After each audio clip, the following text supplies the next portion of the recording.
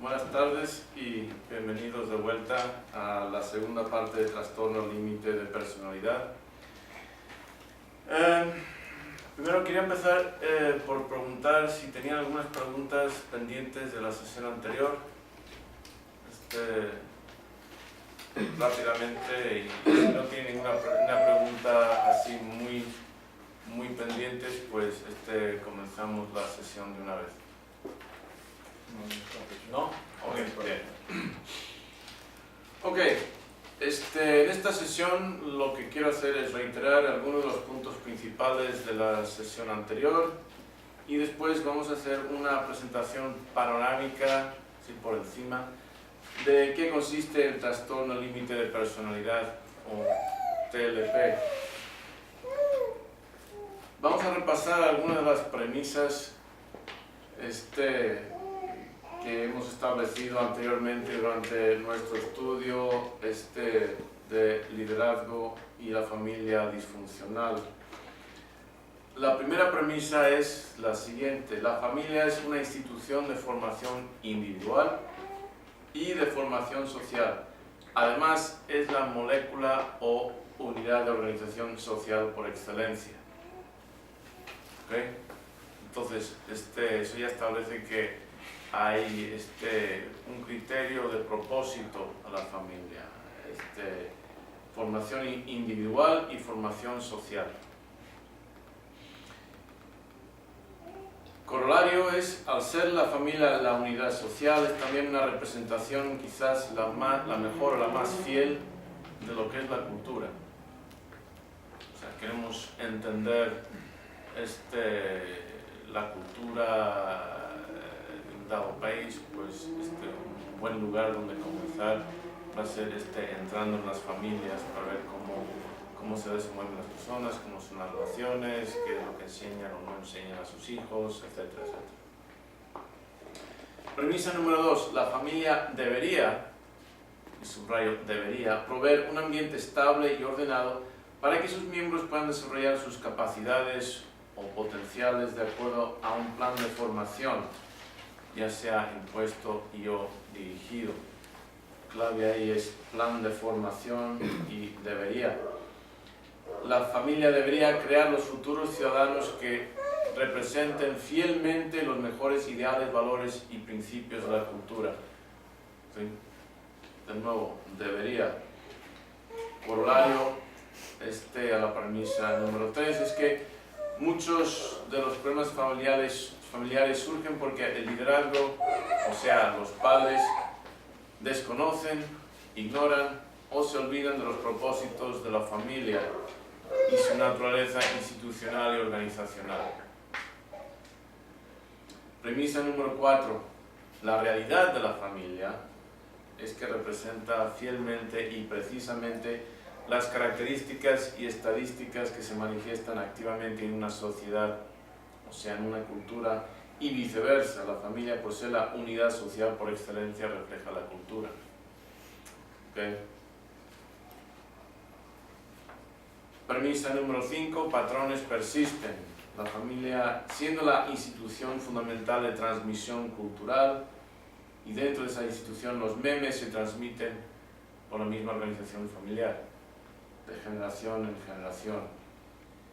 Y la pregunta que se presentó en la sesión anterior, pregunta central, es ¿cómo puedo afirmar que la típica familia hispano-latina es disfuncional? Pues la evidencia es doble. Por una parte, la evidencia, el récord histórico, junto con cualquier descripción de la actualidad, estadística o análisis periodístico, etcétera, de casi todas las instituciones y de la mayoría de las organizaciones de las sociedades latinas y hispanas demuestran y confirman la disfunción inherente en la cultura. Tenemos que aceptarlo. Segundo, aceptar que la familia como institución y como organización no puede ser ajena a la disfunción cultural al ser el principal agente partícipe y activo de la transmisión de esa disfunción. ¿Por qué? Porque los patrones persisten. Y eso es clave para poder hacer cualquier trabajo terapéutico de formación en las familias, es indispensable reconocer que los problemas que se manifiestan son un reflejo de la cultura misma, no son independientes de la cultura. No es lo mismo la metodología terapéutica, la psicopatología, la psicología clínica que se aprende en las universidades del primer mundo,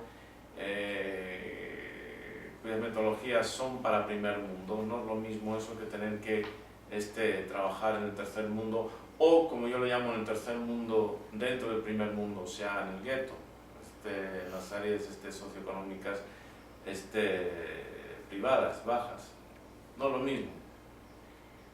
Tenemos que cambiar de táctica y entender que una buena parte de los problemas es la manera en la cual las personas han adaptado sus patrones a una situación inherentemente disfuncional. ¿Qué quiero decir con eso? Por ejemplo,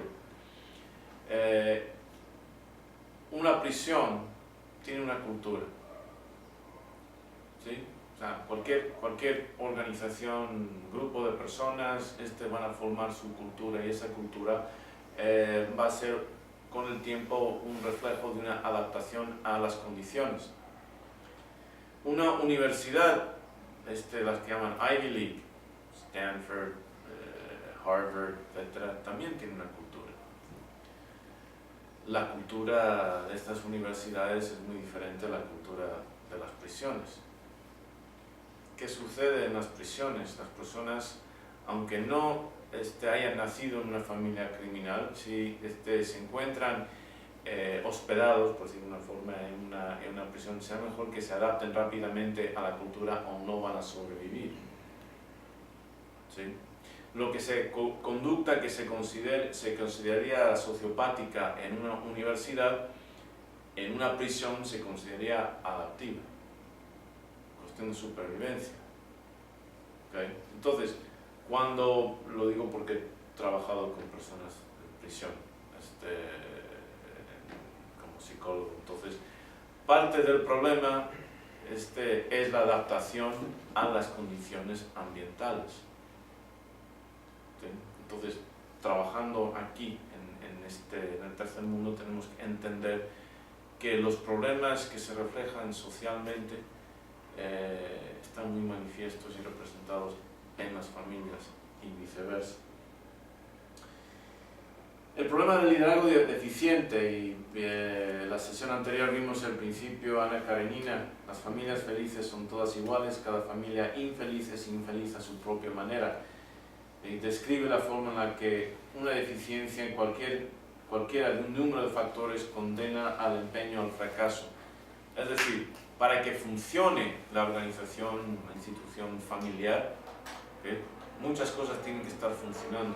Igual que un coche, un carro, un automóvil. Para que el automóvil arranque y funcione, que todas las partes tienen que estar funcionando.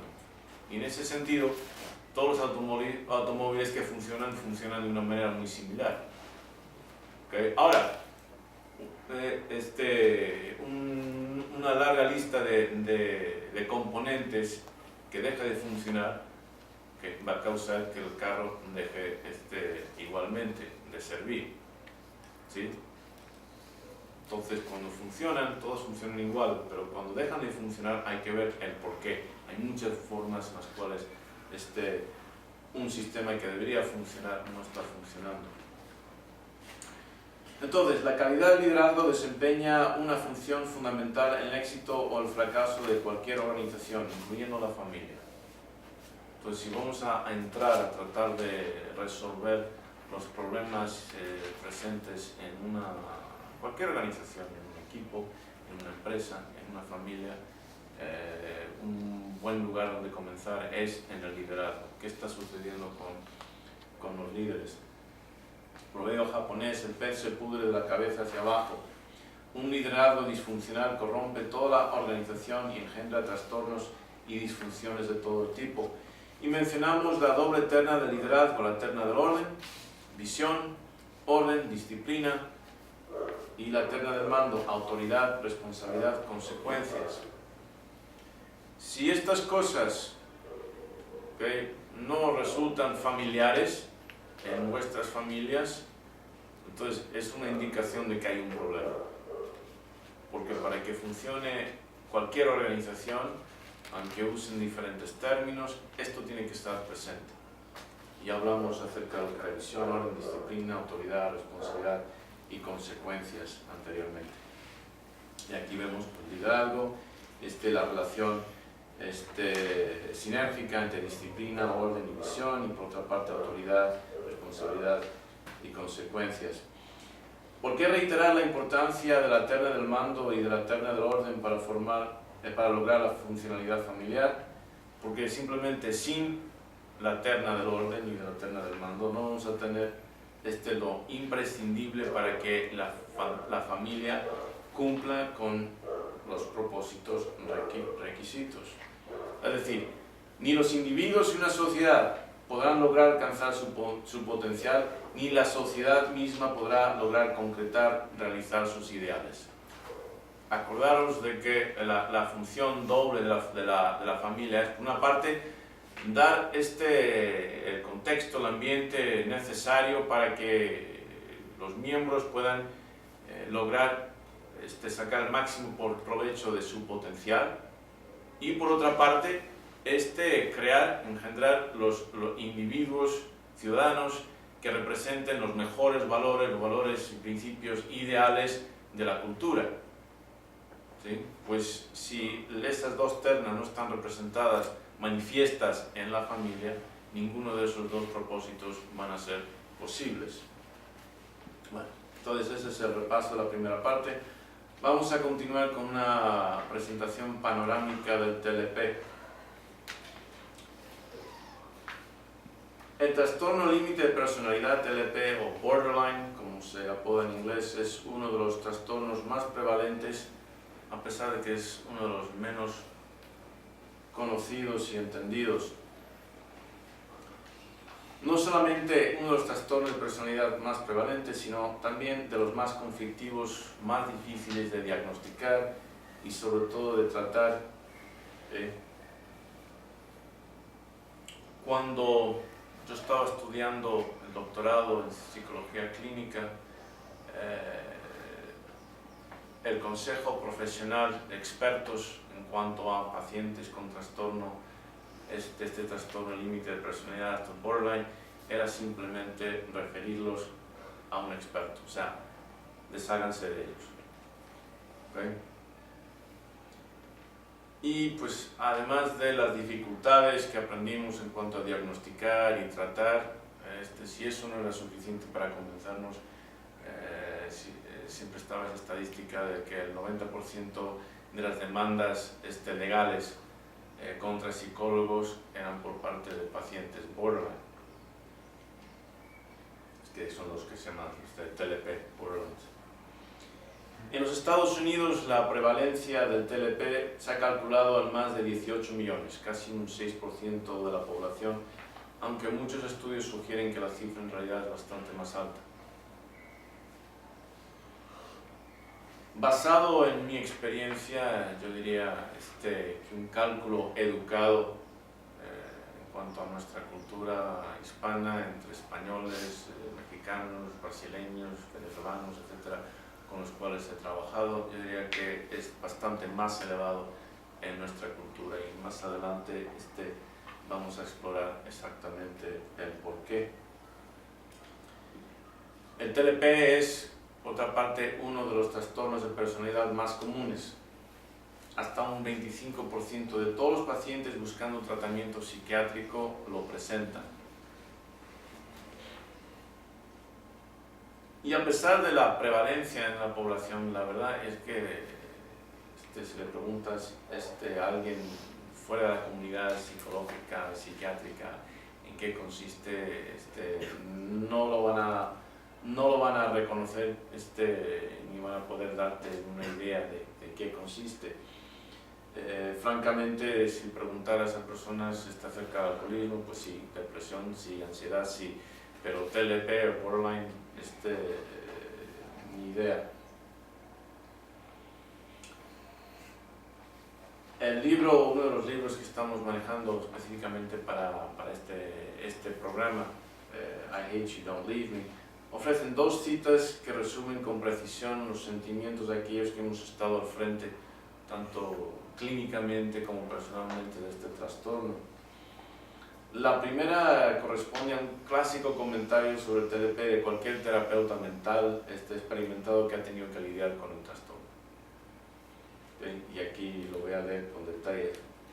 Si le preguntaran a un psicólogo, una psicóloga, una psiquiatra acerca del TLP, diría, suspiraría profundamente y exclamaría que de todos los pacientes psiquiátricos, los borderlines son los más difíciles, los más temidos y los que más hay que evitar, más que los esquizofrénicos, más que los alcohólicos, más que cualquier otro paciente.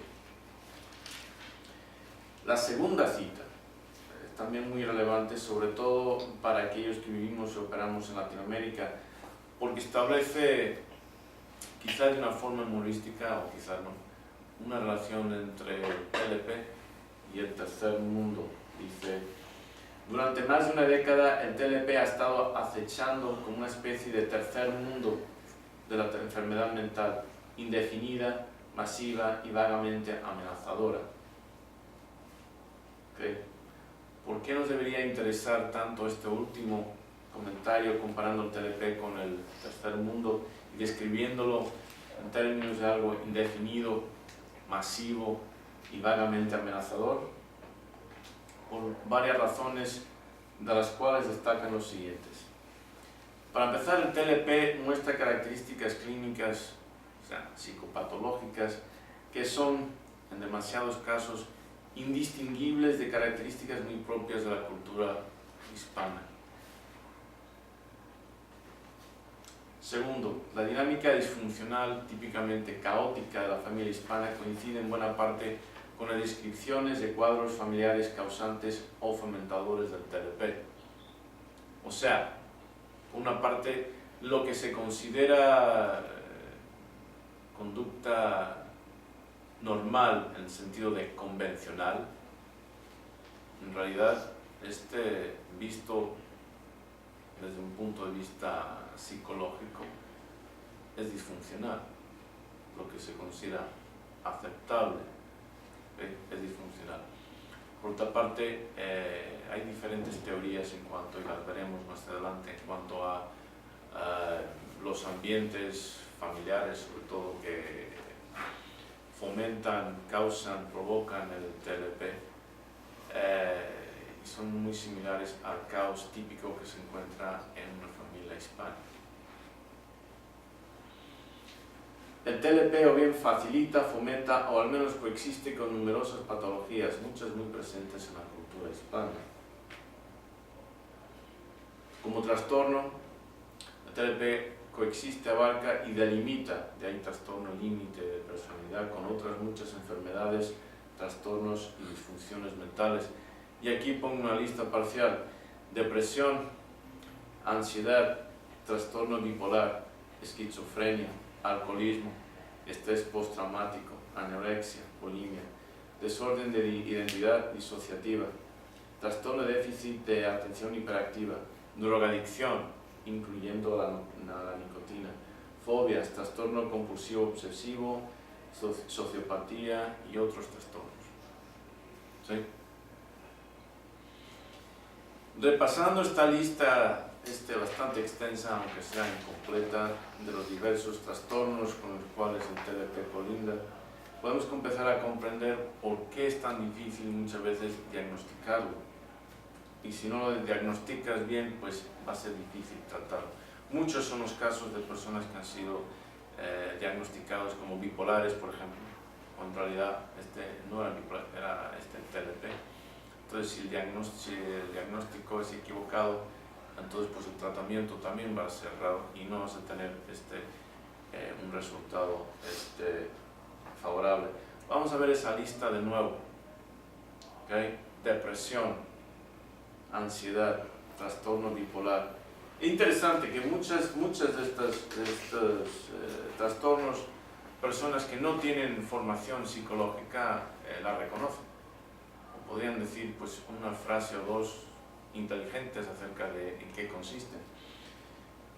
desorden de identidad disociativa. Eso antes se llamaba, en inglés, multiple personality disorder, desorden de múltiple personalidad. Se cambió recientemente, pero de eso se trata.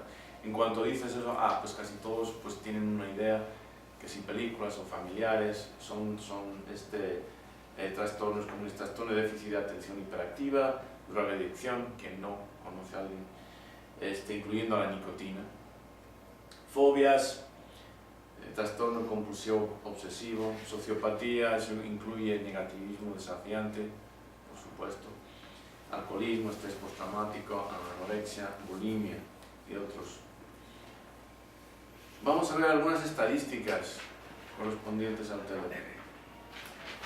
Un 90% de los pacientes con TLP a su vez padecen de otro trastorno psiquiátrico serio.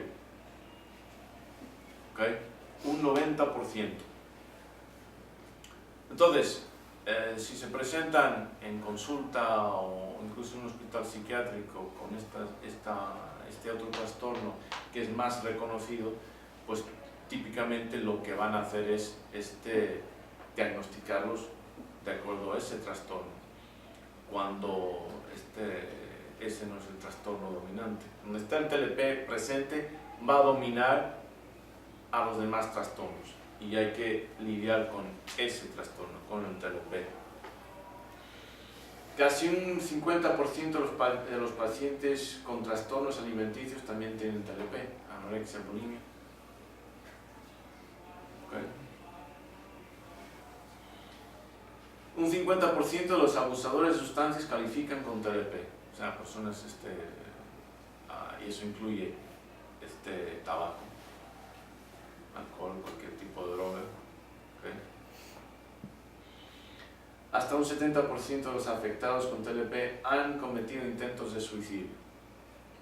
Altísimo el porcentaje, como varias veces más alto de la norma entre la población.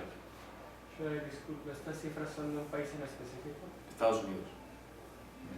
Sí, porque son Estados Unidos porque es el país donde más se ha estudiado este fenómeno. También vamos a ver alguna información de España, pero no hay muchos estudios ni de gran calidad que hayan surgido de muchos países. En Estados Unidos pues es donde primero se identificó el trastorno, para empezar, donde ponen mucho dinero. Es una vanguardia típicamente de este tipo de estudio. Para comprender, diagnosticar, tratar el TLP es necesario estudiar toda la lista, esa lista incompleta de trastornos, para a su vez poder hacer una diagnosis diferencial con respecto a muchos de ellos. ¿Qué significa eso? Pues poder decir, pues sí, presenta evidencia de este tipo de trastorno, pero no es este trastorno porque estas son la manera en la cual se distingue del TLP. Entonces, pues tienes que estar familiarizado con muchos otros trastornos para poder identificarlo por lo que es. Por eso mismo, con demasiada frecuencia, el TLP es ambos, como dije, mal diagnosticado y mal tratado, o sea, el tratamiento equivocado. A lo largo de nuestro programa sobre el TLP vamos a estudiar muchos de los trastornos identificados en el cuadro anterior por necesidad, junto con otros más, como la cleptomanía. También se presenta con frecuencia con borderlines, codependencia, que sin lugar a dudas, aunque no es un trastorno identificable por el DSM, pero es patológico. La mitomanía, la ira, mucha ira en los pacientes o personas que tienen este trastorno. Nos interesa el TLP no por el trastorno en sí, y eso es importante tenerlo en cuenta, sino por la relación que podemos encontrar entre el TLP y la disfunción familiar, social y cultural en la que se manifiesta y quizás hasta la que represente. Como mencioné, muchas de las características que son propias del TLP también son normales en el sentido de convencionales en la cultura hispana. Si no se ha tenido entrenamiento clínico conjuntamente con una experiencia personal íntima, o sea, de convivencia familiar, con pareja, etc., con individuos con TLP, no van a poder imaginarse lo destructivo que es este trastorno, tanto para el individuo que lo padece como para las personas en su radio de influencia, parejas, familias, etc. No pueden ni imaginarse el impacto.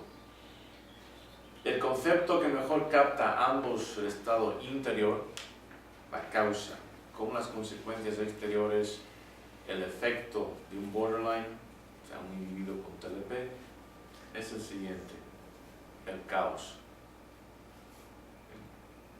El caos. Y vamos a ver cómo el caos que tienen por dentro crea una presión emocional, ansiedad, ira, depresión, y muchos combinados, como una olla a presión. Va aumentando, aumentando, aumentando, y entonces, para que ellos reduzcan su nivel de ansiedad y de tensión interior, necesitan externar ese caos, o sea, explotar. Y una vez que el caos está externado, es decir, que lo han transmitido en su radio de influencia, okay, todo lo demás está en caos, entonces ellos se relajan o ellas se relajan. Claro, vamos a ver también cómo la facilidad que tiene la persona con TLP de cambiar de humor instantáneamente, pues se recuperan con mayor rapidez que otras personas, digamos, normales, que siguen afectadas por el caos que han engendrado. Y estoy adelantando, pero en el caso de un contexto familiar, donde hay niños pequeños cuya personalidad está en formación, okay, pues ese caos y toda la inestabilidad emocional y cognitiva y a veces física que engendra, pues tiende a propiciar el mismo trastorno. Pero bueno, me adelanto. Alimentando ese caos que experimentan y causan los individuos con TLP están, aquí una lista, unas necesidades interpersonales intensas que nunca consiguen satisfacer.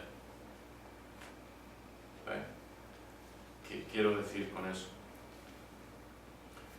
Más adelante vamos a ver como una de las características típicas de la persona con TLP es el miedo al abandono, terror al abandono. Entonces, para superar ese terror al abandono, necesitan sentir una seguridad absoluta en la relación. Y el más mínimo, la indicación más mínima de que esa seguridad no es tan absoluta, de que la persona con la cual tienen esa dependencia emocional no está atendiendo sus necesidades totalmente y no están absorbidas en ella, la más mínima causa para ellas una tremenda ansiedad. ¿Okay? Es como un bebé, en el sentido de, pues, tienes un bebé, pues dejas en la cama, sales del cuarto, llora, se asusta, está solo, pero es propio de un bebé. ¿Okay? Porque el bebé no tiene lo que se llama permanencia de objetos. Más adelante vamos a hablar de deficiencia cognitiva. El bebé no es capaz de entender, pues sale y vuelve. No, si sale y no está en su línea de vista, es que ya no existe. Y eso causa una tremenda ansiedad para el bebé, por eso llora. Pero eso es normal. ¿Okay? La evolución la ha equipado al bebé, y no solamente a los humanos, sino a muchos bebés, de muchos animales, a llorar, gritar, llamar la atención de los adultos que están a cargo de él. para que vengan, es necesario para la supervivencia. Pero el problema es cuando ese tipo de mecanismo se manifiesta todavía en un adulto, es patológico, o sea, es enfermizo. Segundo, el sentido de un profundo vacío existencial que no consiguen rellenar.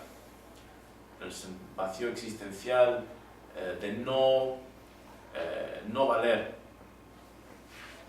de que su vida no tiene significado, de que no valen, no sirven, no son valorados, etc.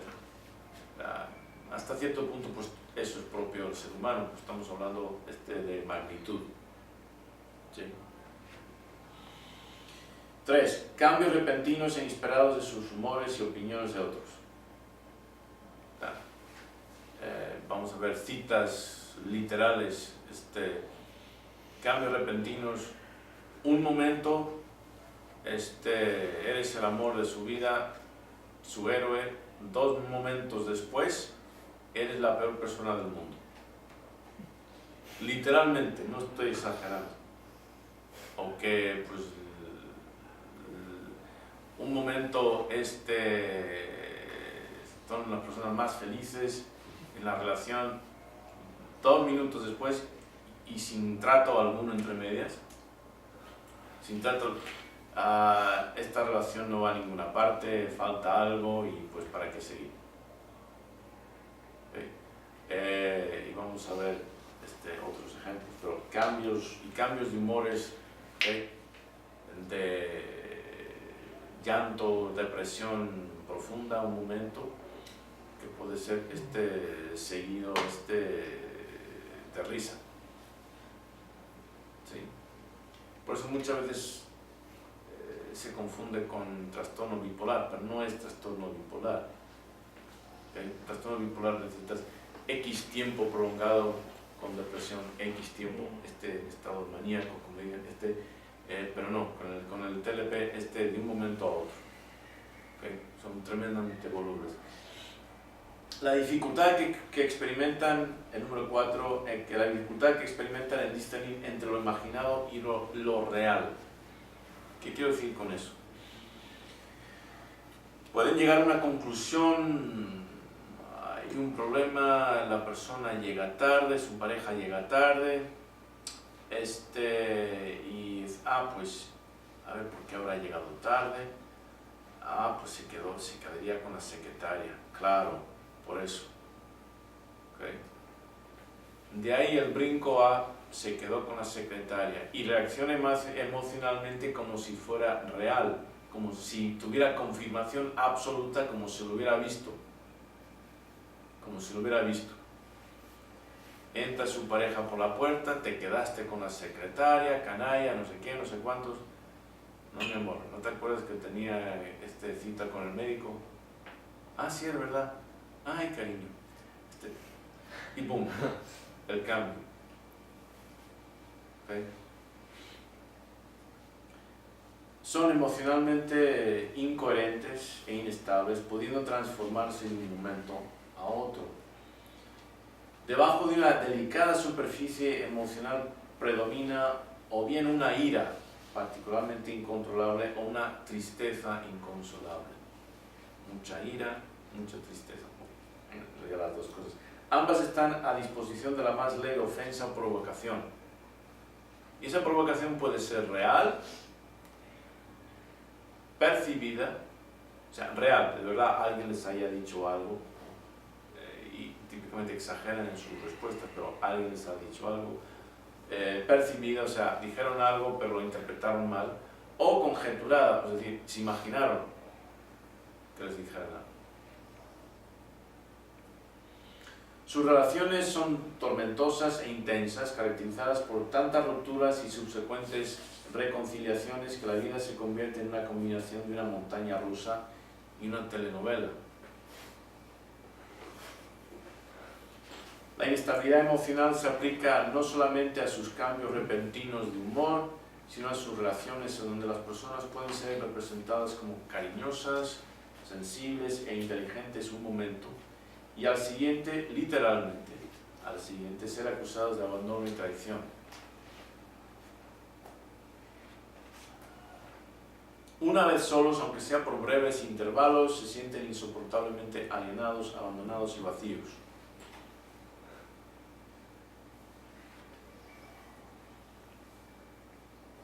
Algunos incluso recurren a mutilarse el cuerpo por cortes o por quemaduras. ¿Por qué? Pues para sentir, para tratar de suplementar esa sensación de vacío con dolor físico, para sentir y también para sentir que existen. Hacen intentos desesperados para evitar el abandono, incluyendo gestos suicidas, pero por su falta de empatía, y eso es crítico en Borderline TLP. Son tremendamente sensibles en cuanto a el trato que reciben, tremendamente sensibles, pero son insensibles en cuanto a las otras personas. ¿Por qué? Porque están tan enfocadas en sus propias emociones. Sus propias emociones son el universo del borderline, del TLP, su estado emocional. De tal forma que le cuesta mucho salir de sus emociones, salir de su punto, ya ni de vista, sino de sentimiento, para poder considerar que otras personas también las tienen. Entonces, por su falta de empatía, ¿sí?, están desesperados por evitar el abandono, pero por su falta de empatía son incapaces de darse cuenta de que su apego, su aferramiento asfixiante en realidad provoca el alejamiento que tanto temen.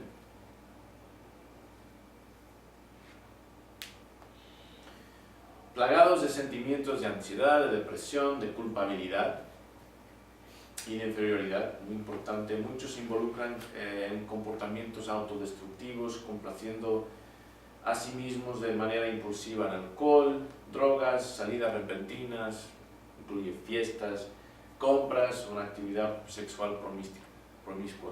Cualquier cosa donde van a buscar situaciones en las cuales el pago emocional sea intenso, ¿sí?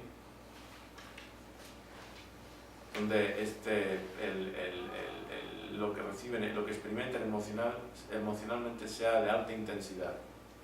Por eso son susceptibles también al juegos de azar, ¿sí?, donde haya, por supuesto, a fiestas, bailes, ese tipo de emociones intensas.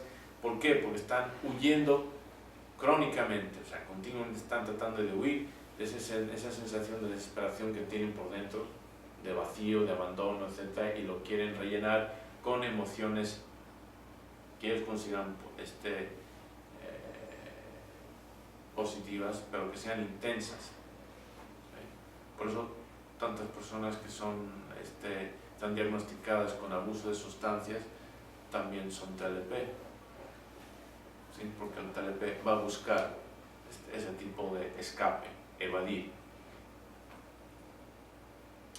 Carentes de un sentido madurado de la propia identidad, muestran cambios repentinos y drásticos de metas y de valores, de pronto impulsivamente cambiando de trabajo y revirtiendo opiniones previas, sobre todo con respecto a la gente, sin explicación alguna y con plena indiferencia. Son verdaderos camaleones, típicamente. Son una cosa para unos, cambian de contexto, son otra cosa para otros, difíciles de definir, precisamente porque no han madurado en cuanto a su identidad, en cuanto a quiénes son. Entonces, se dejan influenciar demasiado por el contexto y con las personas con las cuales tratan. Y por supuesto, dado que están evitando el abandono y buscando encajar, entonces cualquier crítica de estas personas con las cuales socializan es devastadora para ellos. Otra consecuencia común, dada su falta de identidad formada, estable, es que sus ideas, perspectivas, opiniones, incluso valores y principios con frecuencia cambian radicalmente de acuerdo a la compañía que sostienen, con tal de encajar y evitar sentirse alienados, como estaba mencionando anteriormente. Y la sensación que tienes es que el verdadero X, como como se llame, menganito, se presente por favor. ¿Quién eres? El problema es que ellos mismos no saben quiénes son. Durante periodos de estrés, esta incongruencia de identidad los hace susceptibles a estados psicóticos y episodios disociativos temporales. De ahí que a veces se les diagnostica equivocadamente, como con este desorden de identidad disociativa. Pero no es bajo estrés, como no tienen una identidad firme,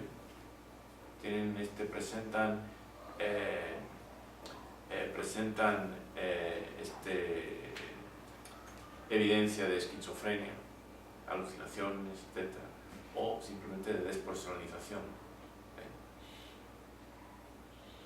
Entran en relaciones de extrema codependencia, puesto que carecen del sentido de límites, de demarcaciones intrapersonales, permitiendo que amistades y familiares participen en los detalles y decisiones más íntimas de sus vidas y relaciones, y exigiendo hacer lo mismo con otras personas, pero luego sintiéndose profundamente rechazadas cuando no son correspondidas. Cuando otras personas les ponen límites, decir, pues no, no me puedes exigir que yo comparta esto, etc.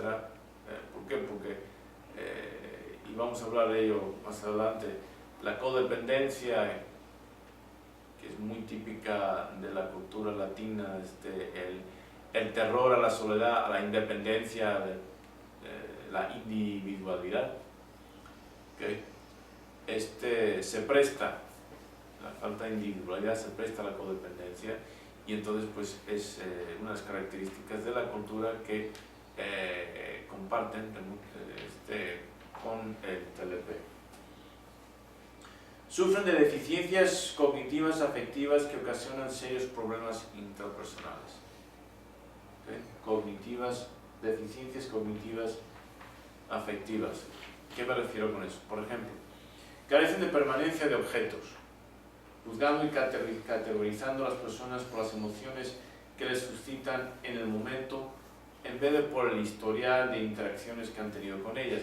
O sea, no ven a la persona, no son capaces de mantener en el presente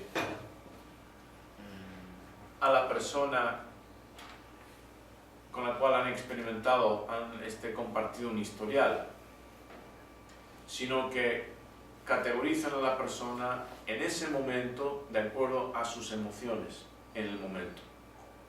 La permanencia de objetos es la idea de que, bueno, si tengo este bolígrafo, ¿okay?, y lo muevo, lo pongo donde no lo veo, sé que existe. ¿Okay? Sé que existe. Aplicado a personas, pues si la persona en la relación en este momento no me está atendiendo, pero me ha atendido durante años y años y años, ¿okay?, no le juzgo, de acuerdo a estos momentos, sino que pues entiendo, en estos momentos está ocupado o está ocupada, y ya. ¿Por qué? Porque puedo tener en mente todo el historial de lo que ha hecho por mí, etc. No así con el borderline, con el individuo con TLP. Ya. ¿Qué has hecho por mí ahora? No estás haciendo algo ahora, entonces pues eso es la persona es, ¿okay?, lo que ha hecho por él. Y también al revés, o sea, si está en una situación, y eso muchas veces sucede con mujeres que están en relaciones abusivas, ¿okay?, tienen un historial, esta persona les ha abusado, les ha pegado, pero en ese momento les trae flores. Pues en ese momento ya es el mejor del mundo, porque les ha traído flores. ¿Sí? Entonces se queda. O, pues como al revés, o sea, les ha cuidado, pero en ese momento está ocupado, ausente, está enfermo, lo que fuera. Nunca hace nada por mí. Emplean mucho el siempre y el nunca, absolutos. categorizan las personas en dos polos. No pueden manejar matices, los matices normales de las personas. Nadie es totalmente malo ni totalmente bueno, pues tenemos pues grises, tonos de grises, ¿sí? Tenemos nuestros momentos de buen humor, nuestros momentos de no tan buen humor, etc. Pero hay que entender a la persona en su agregado, ¿sí? Hay que ver a la persona en su pluridimensionalidad, ¿sí? No, es muy complicado eso típicamente para el borderline. Clasifica a la persona de acuerdo a sus emociones en el momento. Está enojado con esa persona, es lo peor del mundo. Que le haya salvado la vida eso ya no importa. En este momento es lo peor del mundo.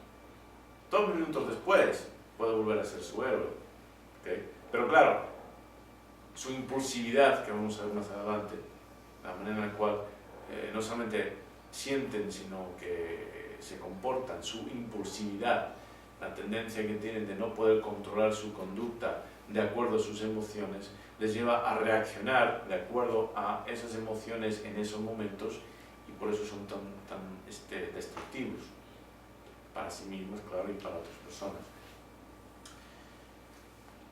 Como dije, los borderline se muestran con frecuencia incapaces de mantener en el presente el historial o el perfil completo de la relación o de la persona en cuestión, solamente accediendo a aquellos recuerdos o pensamientos que afirman sus emociones presentes inmediatas. O sea, si está enojada con la persona, que es incapaz de mantener una perspectiva objetiva de, bueno, pues sí, ha hecho esto, pero que es humano, no, de pronto va a hacer una selección de todos sus recuerdos que correspondan a la emoción esta que están sintiendo, ¿sí? Que confirman su emoción, la forma en la cual están categorizando o juzgando a esta persona, e ignorando todo lo demás. Todo tiene que ser blanco o negro, términos absolutos. Este problema cognitivo parece ser causado por una cancelación cognitiva, término mío, según la cual las emociones del momento dominan al borderline con tanta fuerza, con tanto impulso, que con frecuencia es incapaz de medir las consecuencias de sus acciones o incluso pensamientos antes de que ocasionen un desastre. No miden, sienten. El mundo es, el universo es lo que ellas o ellos sienten en ese momento. Les da igual las consecuencias. Las consecuencias no existen porque el futuro no existe. Ni el pasado tampoco. No son capaces de pararse y considerar pues, que en ese momento que sus actos tienen consecuencias y que a base del futuro no les importa. Están ahí, sí que están totalmente en el presente, pero el presente totalmente coloreado, distorsionado por su estado emocional. No experimentan disonancia cognitiva de forma normal. La disonancia cognitiva es una reacción emocional que uno tiene cuando se da cuenta de que han mantenido dos posiciones con respecto a un mismo tema opuestas o incompatibles. ¿Sí? O sea, típicamente si dices fulanito es un mal amigo y dices, pues siempre puedo contar con fulanito, no son compatibles. O sea, sucede que si las posiciones las expresamos, las mantenemos con una distancia de tiempo suficientemente grande para que no nos acordemos, días o algo, ok, pues no hay problema. La disonancia cognitiva es que cuando las acercamos en el tiempo y nos damos cuenta de que pues, hemos dicho que es mal amigo por una parte y hemos dicho que siempre puedo contar con él por otra, pues eso no pueden ser las dos cosas. O sea, si puedo contar con esa persona siempre, por definición es buen amigo. Y si no puedo contar y si es mal amigo, por definición no puedo contar con esa persona. Entonces, cuál de las dos es, y ahí, dado la disonancia cognitiva, nos obliga a una resolución, a resolverlo. El borderline no. El borderline en la misma conversación puede decir eso mismo, que la persona es algo positivo y completamente lo opuesto, y no es consciente de la incongruencia. Entonces, pues una de las tácticas terapéuticas es obligarlos a que se den cuenta de las incongruencias que habitan con tremenda frecuencia en esa selva mental con la cual van por el mundo. Entonces, pueden sostener opiniones totalmente opuestas e incompatibles con respecto a una persona y expresarlas en el transcurso de momentos sin estar conscientes de la incoherencia inherente que acaban de manifestar. No se dan cuenta. Ejemplo: le estoy totalmente agradecida al psicólogo por todo lo que hace y ha hecho por mis hijos, seguido de destrozó mi familia, en la misma conversación. Son inmaduros e inflexibles, incapaces de apreciar los matices entre las cualidades positivas y negativas, imponiendo una categorización de extremos, sobre todo en términos de sus relaciones. He mencionado, el resultado es que no solamente categorizan a las personas en dos extremos, sino que el objeto de su admiración de pronto puede convertirse en el objeto de su desprecio y hasta odio, y sin estímulo externo discernible. O sea, ni siquiera tienen que haber experimentado algo o tener un trato con esa persona, o sea, simplemente ocasionados por cambios internos de humor. Vamos a tomar un descanso ahora, unos minutos, y continuamos después. Las universidades del primer mundo, cuyas metodologías son para primer mundo, no es lo mismo eso que tener que trabajar en el tercer mundo, o como yo lo llamo, en el tercer mundo dentro del primer mundo, o sea, en el gueto, en las áreas socioeconómicas privadas, bajas. No es lo mismo. Tenemos que cambiar de táctica y entender que una buena parte de los problemas es la manera en la cual las personas han adaptado sus patrones a una situación inherentemente disfuncional. ¿Qué quiero decir con eso? Por ejemplo, una prisión tiene una cultura, ¿sí? O sea, cualquier organización, grupo de personas van a formar su cultura, y esa cultura va a ser con el tiempo un reflejo de una adaptación a las condiciones. Una universidad, las que llaman Ivy League, Stanford, Harvard, etc., también tiene una cultura. La cultura de estas universidades es muy diferente. La latina es disfuncional, pues la evidencia es doble. Por una parte, la evidencia, el récord histórico, junto con cualquier descripción de la actualidad, estadística o análisis periodístico, etc., de casi todas las instituciones y de la mayoría de las organizaciones de las sociedades latinas y hispanas, demuestran y confirman la disfunción inherente en la cultura. Tenemos que aceptarlo. Segundo, aceptar que la familia como institución y como organización no puede ser ajena a la disfunción cultural al ser el principal agente partícipe y activo de la transmisión de esa disfunción. ¿Por qué? Porque los patrones persisten. Y eso es clave para poder hacer cualquier trabajo terapéutico de formación en las familias. Es indispensable reconocer que los problemas que se manifiestan son un reflejo de la cultura misma, no son independientes de la cultura. No es lo mismo la metodología terapéutica, la psicopatología, la psicología clínica que se aprende en los mejores ideales, valores y principios de la cultura. ¿Sí? De nuevo, debería, corolario, a la premisa número 3, es que muchos de los problemas familiares surgen porque el liderazgo, o sea, los padres, desconocen, ignoran o se olvidan de los propósitos de la familia y su naturaleza institucional y organizacional. Premisa número 4. La realidad de la familia es que representa fielmente y precisamente las características y estadísticas que se manifiestan activamente en una sociedad, o sea, en una cultura, y viceversa. La familia posee la unidad social por excelencia, refleja la cultura. ¿Okay?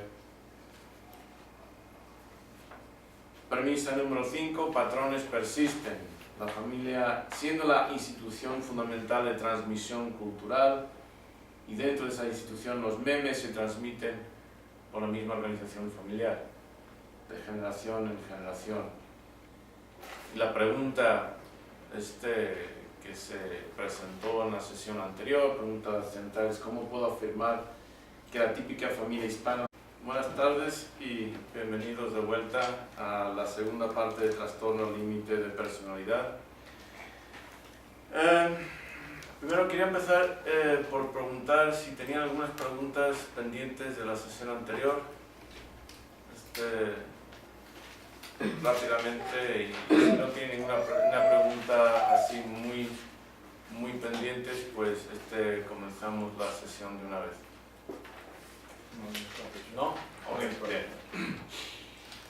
Ok, en esta sesión lo que quiero hacer es reiterar algunos de los puntos principales de la sesión anterior y después vamos a hacer una presentación panorámica, así por encima, de qué consiste el trastorno límite de personalidad o TLP.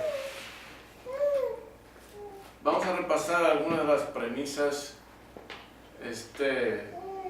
que hemos establecido anteriormente durante nuestro estudio de liderazgo y la familia disfuncional. La primera premisa es la siguiente: la familia es una institución de formación individual y de formación social. Además, es la molécula o unidad de organización social por excelencia. ¿Okay? Entonces, eso ya establece que hay un criterio de propósito a la familia, formación individual y formación social. Corolario es, al ser la familia la unidad social, es también una representación quizás la mejor o la más fiel de lo que es la cultura. O sea, queremos entender la cultura dado país, pues un buen lugar donde comenzar va a ser entrando en las familias para ver cómo se desenvuelven las personas, cómo son las relaciones, qué es lo que enseñan o no enseñan a sus hijos, etcétera, etcétera. Premisa número 2. La familia debería, y subrayo debería, proveer un ambiente estable y ordenado para que sus miembros puedan desarrollar sus capacidades o potenciales de acuerdo a un plan de formación, ya sea impuesto y o dirigido. Clave ahí es plan de formación y debería. La familia debería crear los futuros ciudadanos que representen fielmente